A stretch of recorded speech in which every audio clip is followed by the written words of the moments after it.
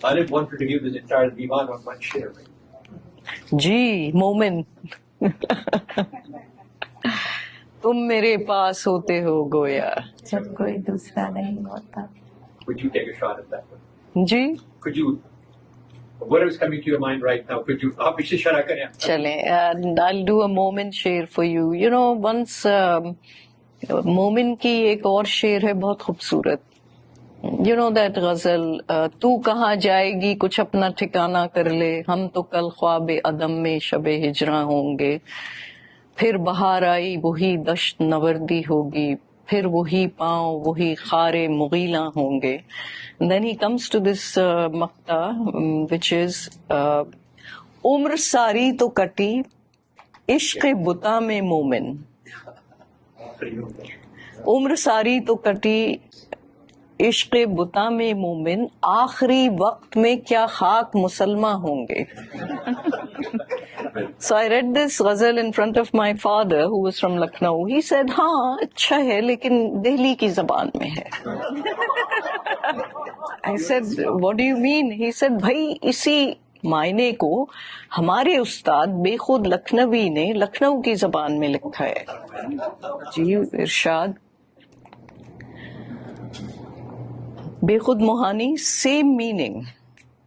مومن شعر از عمر ساری تو کٹی عشق بتا میں مومن آخری وقت میں کیا خاک مسلمہ ہوں گے. بے خود موہانی مرتے مرتے بھی کہا یہ میرے کافر دل نے. اب کافر مصرع اولا میں آ گیا تو مصرع ثانی میں مسلمان آنا ضروری ہے.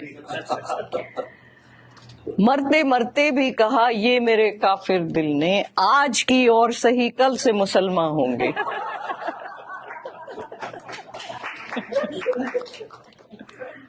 Oh, by the way, another share in this ghazal is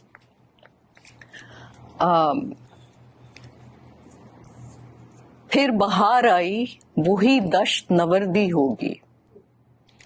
یعنی بہار آئی ہے ہم پھر Bahar means, you know, the spring is here, which means the lovers should be meeting instead.